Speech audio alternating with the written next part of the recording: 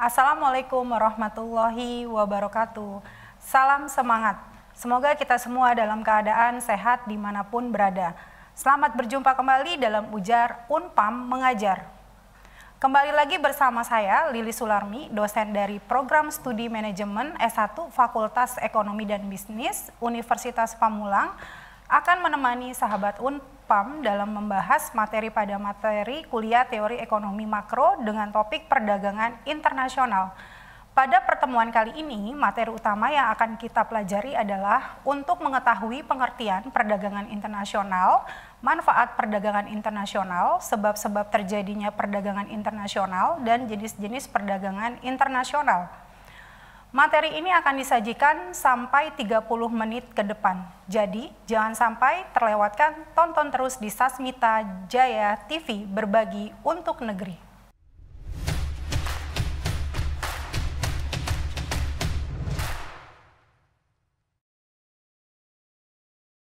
Baiklah Sobat Ujar, Edi Supardi menjelaskan bahwa perdagangan internasional adalah kegiatan perekonomian dan perdagangan yang dilakukan oleh penduduk suatu negara dengan penduduk negara lain atas kesepakatan bersama.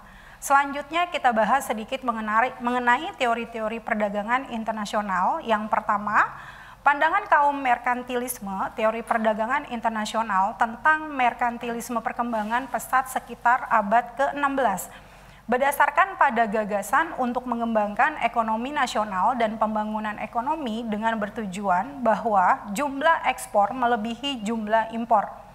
Yang kedua, teori keunggulan absolut bahwa suatu negara akan memproduksi dan mengekspor barang-barang di mana negara tersebut memiliki keunggulan absolut dibandingkan negara lain.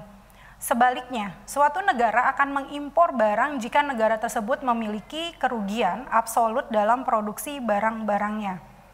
Yang ketiga, teori keunggulan komparatif. Teori ini menyatakan bahwa keunggulan kooperatif dapat diciptakan oleh suatu negara melalui kerja keras dalam melakukan penguasaan teknologi. Melalui perdagangan bebas, maka negara yang memanfaatkan teknologi akan lebih diuntungkan dalam persaingan mancanegara dibandingkan dengan negara yang hanya mengandalkan sumber daya alam saja.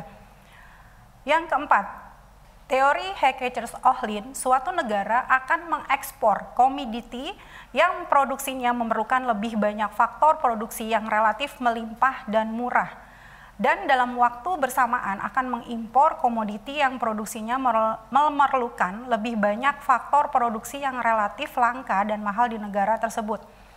Yang kelima adalah teori permintaan timbal balik atau reciprocal demand.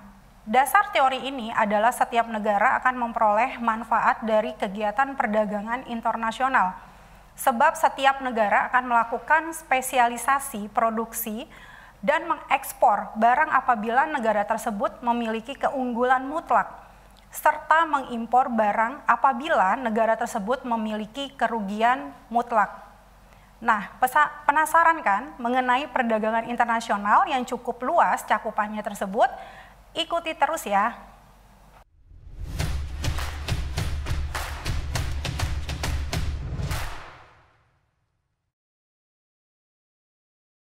Berdasarkan penjelasan teori perdagangan internasional, maka kita perlu mengetahui manfaat dari perdagangan internasional, sebab terjadinya perdagangan internasional dan jenis-jenis perdagangan internasional. Kita bahas yang pertama tentang manfaat perdagangan internasional. Setiap negara yang melakukan perdagangan dengan negara lain tentu akan memperoleh manfaat bagi negara tersebut. Manfaat tersebut antara lain yang pertama, memperoleh barang yang tidak dapat diproduksi di negeri sendiri. Banyak faktor yang mempengaruhi hasil produksi yang berbeda di masing-masing negara. Faktor ini meliputi kondisi geografis, iklim, tingkat penguasaan ilmu, pengetahuan, dan teknologi, dan lain-lain. Dengan perdagangan internasional, setiap negara mampu memenuhi kebutuhan yang tidak diproduksi sendiri. Yang kedua, memperoleh keuntungan dari spesialisasi.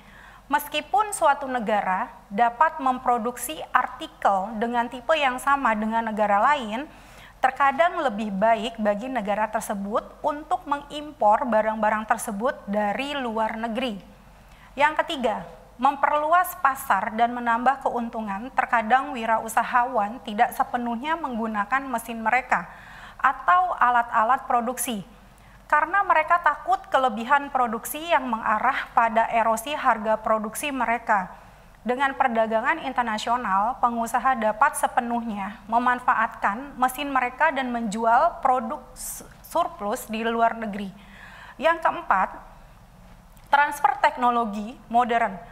Perdagangan luar negeri memungkinkan suatu negara untuk mempelajari teknik produksi yang lebih efisiensi dan cara-cara manajemen yang lebih modern. Pembahasan selanjutnya mengenai sebab-sebab terjadinya perdagangan internasional.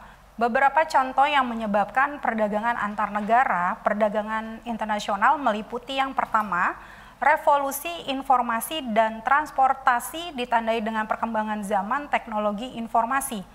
Penggunaan sistem komputerisasi dan kemajuan di bidang informasi, penggunaan satelit dan digitalisasi, pemrosesan data, pengembangan perangkat komunikasi, dan banyak lagi.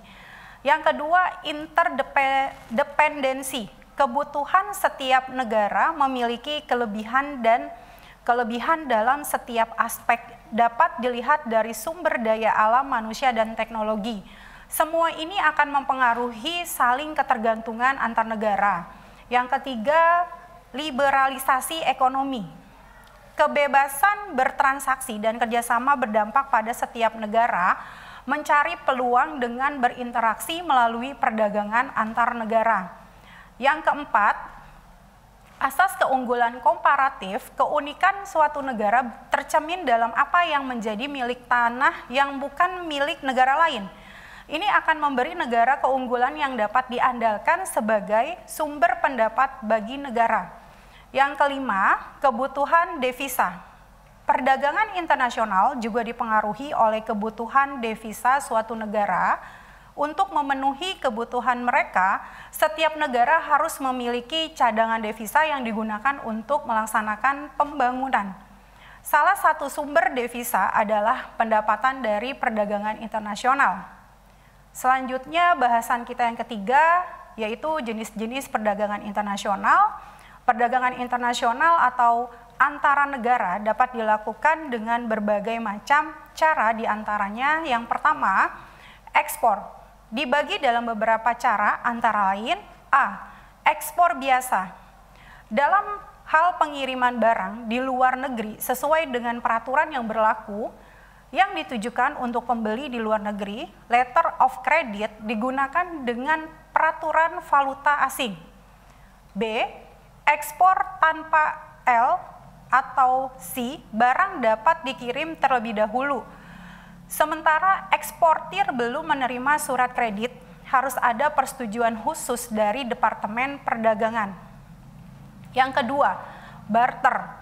Pengiriman barang ke luar negeri untuk ditukarkan langsung dengan barang yang dibutuhkan dalam negeri. Jenis barter antara lain A. Direct barter. Sistem perdagangan barang menggunakan perangkat penilaian atau umumnya dikenal sebagai penyebut penilaian dan penyelesaian mata uang asing dilakukan dengan mengimbangi neraca perdagangan antara keduanya negara yang bersangkutan. B. Switch barter.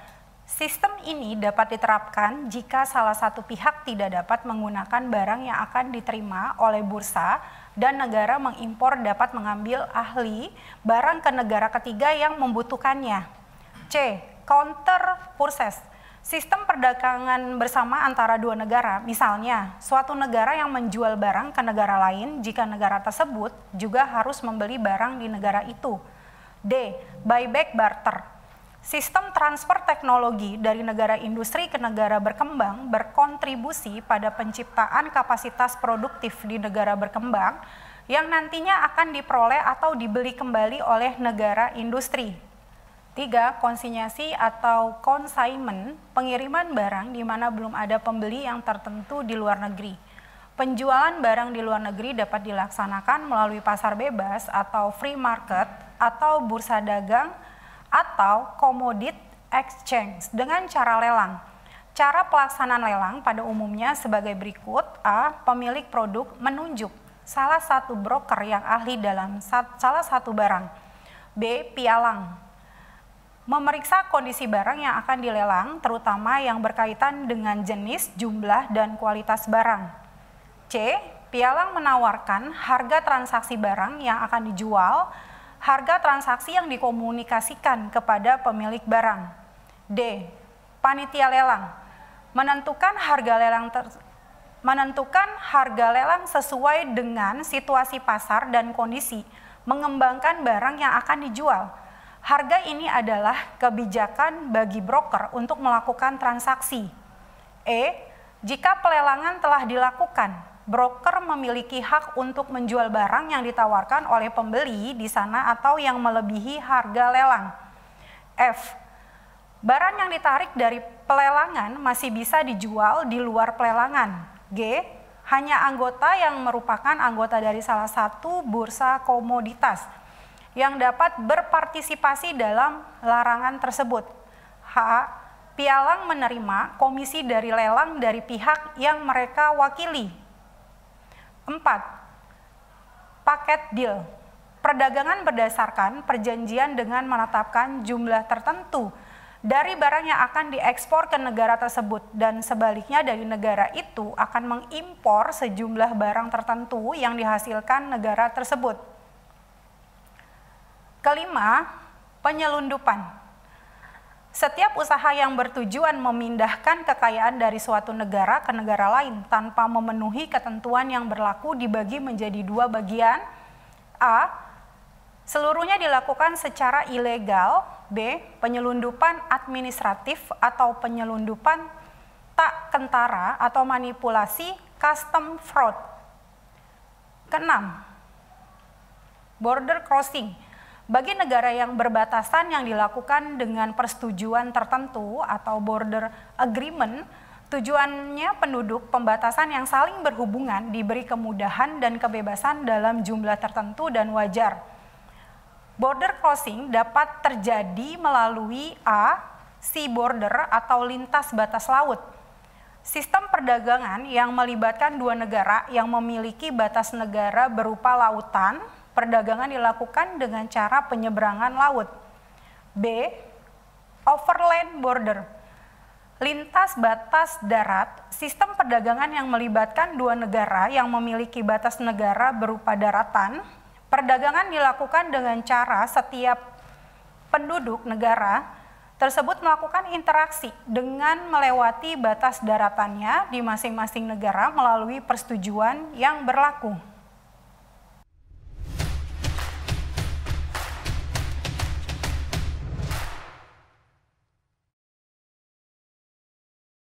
Baik Sobat Ujar, tadi sudah saya paparkan materi terkait perdagangan internasional.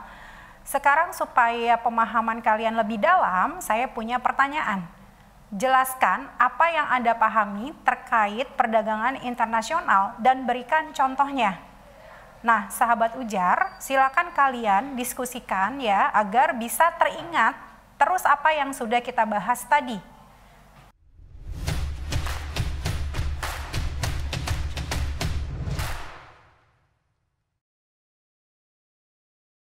Sobat Ujar, kita sudah berada di penghujung acara. Dari materi yang sudah saya sampaikan bisa disimpulkan bahwa 1.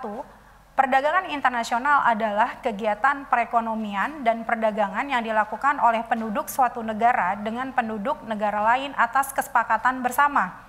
Kedua, manfaat perdagangan internasional antara lain memperoleh barang yang tidak dapat diproduksi di negeri sendiri, memperoleh keuntungan dari spesialisasi, memperluas pasar dan menambah keuntungan dan guna transfer teknologi modern.